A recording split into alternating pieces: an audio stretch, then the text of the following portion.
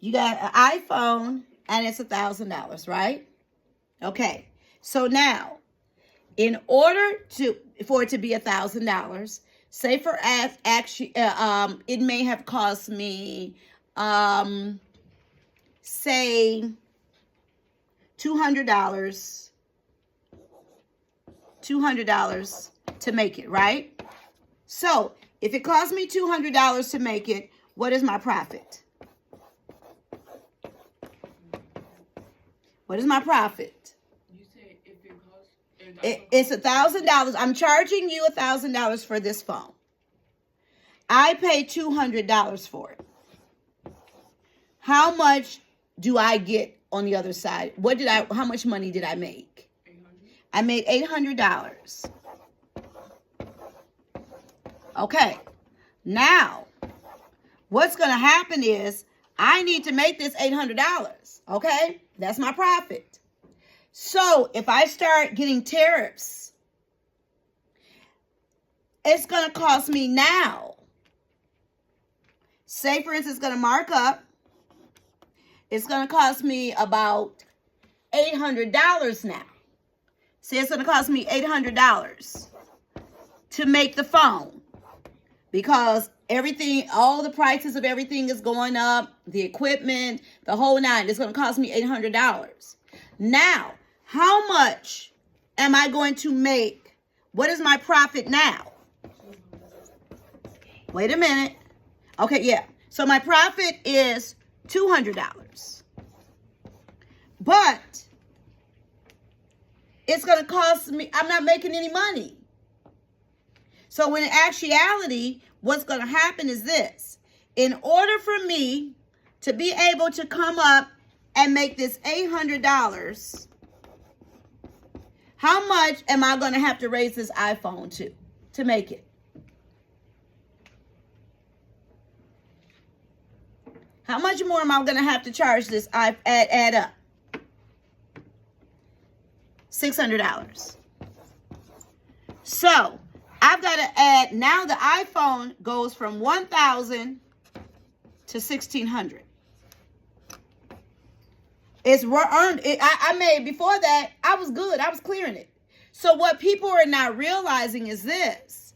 Now, a lot of production and things are going to stop because where you were able to get everything for $200, now you can't get it for $200 anymore. It goes all the way up. But I still need to make an $800 profit. So in order for me to make that $800 profit, I got to mark your stuff up. So don't be all upset. I need to make my money. So a lot of people don't realize that that's what happens when they call them tariffs. I think tariffs. Yeah, whatever. But that's what happens when you change the economy. Things are going to get a little bit more expensive. So say, for instance, you got the eggs. A lot of the society, a lot of stuff that was happening was showing us, sit up, no sleeping, sit up, showing us what was going to happen. What was one of the things that they marked up really high to show how this is going to change? Gas is one. What's another thing? Something we eat. Food. What type of food? Meat. Not necessarily meat, but eggs. Remember when those eggs went up really high? Now those eggs are going to get higher. Because the people need to because the farm feed is going to go up to feed the chickens.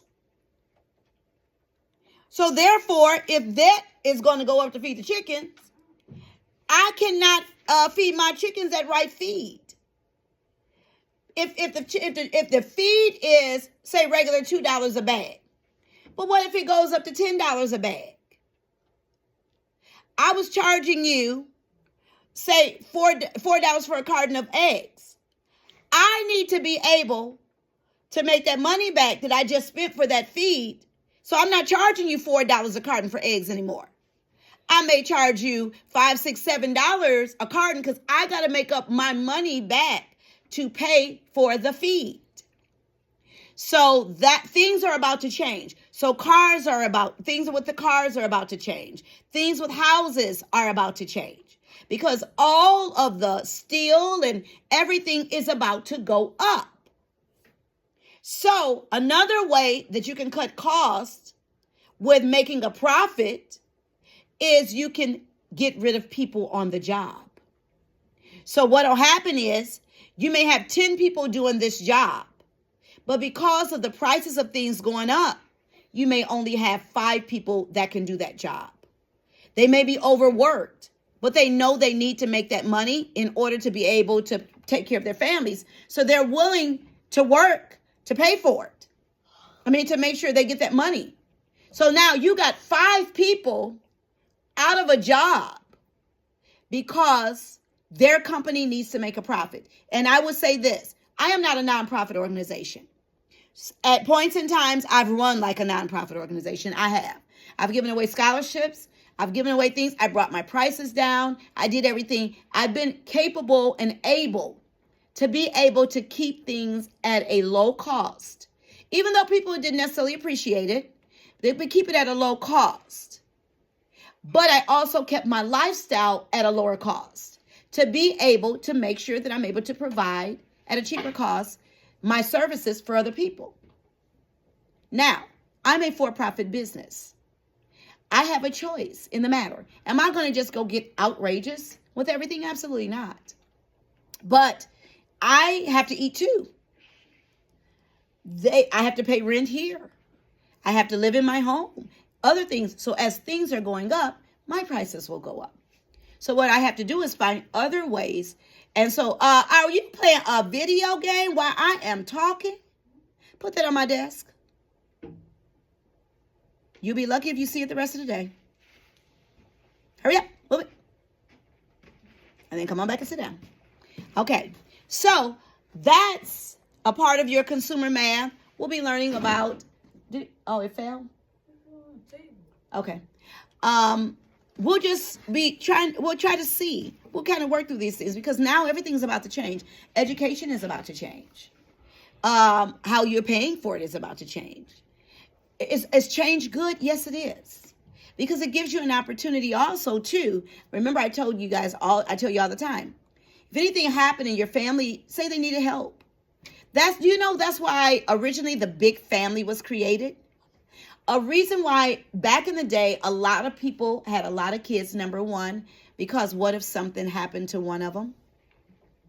It was very seldom that you saw a family that had one child. They were always 3, 4, 5, 6, they would go up and they would have him. And then a lot of times what went on too with them is because they needed help on a farm. So the more children you have, the more the kids, they didn't go to school. They worked. So what if it came to a point in time where your family needed help? What would you do? Do you know how to babysit? Do you know how to crochet? Do you know how to make stuff? Do you know how to cook? What if the family is like, you know what? They need to sell dinners to pay the rent. Do you know how to cook? Do you know how to wash dishes? Do you know how to clean up? Do you know how to do anything? Yeah, a lot of times and then do you know how to fix cars? Because soon you're not going to just be able to go to the big mechanic. Not going to be able to do it. What can you do? I said this in 2019 when our kids started back to school. I said, if anything happened in the country or in the world and they need to repopulate and do a selection, what would make you an asset to this country that they would keep you? What can you do? But you have to have skills. Well, if you don't have any, yeah, you may be a good reader. Yeah, they may get you in good areas, but what if you can't read? What if you can't write? You got to have something that you're able to take and turn into dollars. That's the whole idea And that's where John D. Rockefeller said, I would rather have workers than thinkers, because thinkers get things done. Workers, they just, okay, you just tell me what to do. Yeah, you have the place for workers. You do. Just tell me what to do and I'll just do it. But what if there's nothing to do? Got to be able to think. Can you barbecue? Can you fish? Can you draw and make something really nice? Can you, are you an interpreter? Can you interpret things? Can you, it's so many different things. Can you fix toilets? Can you change tires? Can you pump gas? Can you wash cars? I never thought that babysitting kids at one point would make me a millionaire. Can you babysit? So start thinking. The classroom, the way that it used to look, it's over. School, the way that it used to look, it's over. It's time to now produce citizens to society that can help rebuild society and keep people going. Do you know what makes this world, especially this country, works? The small business. That's why you have Chamber of Commerce. It's for the small businesses to help support them. So what you do is, now what looks good is they're saying that, okay, we got all these big schools, but nothing is getting done. So let's take them and break them down into micros, because the small business is the one that gets things done. So now you think about it. During the pandemic, there was no need for big schools. So a lot of those buildings and things like that, people went and spent millions of dollars on buildings that nobody was ever in. So what was their goal? To get them back in the building. Not realizing that these kids are traumatized. They're traumatized. So your thing is to make sure that when November or September 1st comes, that you're taking attendance to make sure that the state funding is coming in to be able to pay for the buildings that you're in. We've got to do something different. Something has to be done different. So today, like I do with all my students, you guys are going to figure out, what can you do? What are you good at? What can you take, and what services you can use? Eventually, not saying even now. You've got kids that are even on YouTube. I got 5-year-old kids that are taking their parents and putting them in new houses. These kids are sitting there reviewing toys, making millions of dollars. So it does not age. It doesn't matter how old you are. You can make money at any time. I remember during the time when I was expecting, we were raised in our church. We were raising money for choir robes. You know, we had a choir. I would bake 3 different sets of cupcakes on Sunday. It was always, I think it was lemon, chocolate, and carrot. No matter what. And we would sell them for 50 cents a piece. 50 cents a piece. Do you know we sold out every Sunday? I would have almost 100 cupcakes a Sunday. So you think about it. If I'm selling it for 50 cents a piece, afterwards. So if they're 50 cents a piece, and I sell them for 100, I got 100 of them. How much did I just make? Here, let's do long. So you got the 0. Come on, work with me now. It's made $50. And it took me all of, because I had cake mix and everything. Sometimes your cake mix, you could get them for $1. So if I had 3 different kinds, then that was $3. Then say the icing was $1. So that's another $3. And then you had the cupcake tins. So you say $1. Then we never add in our time. So during that time, minimum wage was $3.35 an hour, and it would take me an average of 3 hours to do the cupcakes. So you would just say $10. Oh, Lord, I done got everything all over. So $10 for that. And then, like, taking them to church or whatever. Electricity or whatever. I say we're going to just add $5. Then I would ride to church. So you say gas would probably cost $5. So now, so you got, that's 14. So it's $24 to just make that set, right? So if I made 50, that means I had a profit of $26. So I made $26. So it shows you that it's a possibility that you can do it. Yes. Yes. So we're going to look at some of those things today. Nobody is too young and nobody is too old. Yes. I make money by making art and by drawing and making stickers. Yeah, you can make stickers. You can do different things. You can start off. You have to become entrepreneurial, because what happens if you get older and you can't find a job? When my son got ready to go one summer, he was like, you know what? He wanted a summer job or what have you. I said, no, we're going to create a job. So I knew he was good in Japanese. So I went to Dyer, which is, a more expensive area. And I sat down with my son and we came up with a class, a Japanese class for the summer. That's how you made the summer money. What can you do? Are you good at tutoring? You make good money at tutoring. It's so many things that you can do, but if you don't start thinking that way, you'll end up, there are so many people holding diplomas that are not employable. There are a lot of people that are holding degrees that can't get a job. But if you learn a skill, or if you learn something that can be marketable and turned into dollars, or if it cannot be turned into dollars, it can also be turned into barter. You use a barter system, because you just never know what may happen. Hey, you over here, you know how to babysit kids. You know how to braid. Hey, you got kids, you need your hair braided. Okay, I'll watch your kids today if you braid my kids' hair. Bingo. You've bartered without actually changing money. That's how a lot of things are happening originally, is the barter system worked. So you may have fish tonight. You may have chicken over here. You got more than enough fish. You got more than enough chicken. Girl, let's trade some. You give me some of your fish. You give me some of your chicken. Guess what?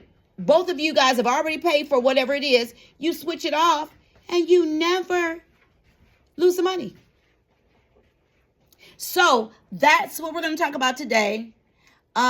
We may not get into groups because I want you guys to deal with some things individually. The little ones, I may have you, older ones, I may have you tutor them to see what they're doing, and we'll come up with it. And we're going to come up with a system.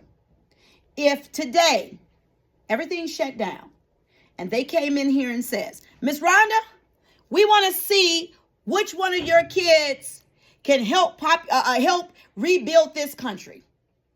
We need all small businesses. We need all hands on deck. Who would I choose? Well, this person over here is lazy. They won't even do their work. Are you good at, what if they need somebody? Do you know somebody created a business picking up dog poop? Oh, yeah. They literally created a business coming to pick up your dog poop. They got a van and everything. We'll come. You ain't got to pick up your dog poop. We'll pick it up. It's called We Scoop. We Scoop, or whatever it is. I mean, hey, doing good. Doing good. And it just popped up yesterday. No, it's been there. It's been there for a couple years. I was like, nah, I'll pick up my own dog's poop. But, cause, they gonna charge me a lot for him, cause he a big dog. But when it's all said and done, take what it is that you can do and make it marketable. Some people don't want to pick up their poop. Now, you're probably not gonna advertise that in the hood. So you go to a more ritzy area where people have the money, and you're like, listen, you can let Sparky out today. You can let him out today. Just go ahead. I'll be right around to scoop his poop. And you just go on in the house. You ain't got to worry about it. You ain't got to worry about the HOA, the people coming in to see how much poop you got on your grass, because I'm going to make sure it's up. And you just give me a fee. How do you think lawn care and grass, people that cut grass and things like that? What if you're a good cleaner? What if you take out the garbage? I tried to get old boy. He finds the paper towels upstairs yesterday. You have a workable job, homeboy. You forgot all about it. But somebody else was vying for your position. So am I going to hire the person that's going to get the job done? Or do you need another chance? Took too long. So that means somebody else going to get your position because I need the job done. That's what's going to go on. Somebody's willing to work for less to have a job. Are you willing to work for less just to have employment? So now she'll get a chance to go shopping. But that extra money you're looking for, you won't have it because you don't want to work. Okay? So let's get started. And then today is Taco Wednesday. Okay.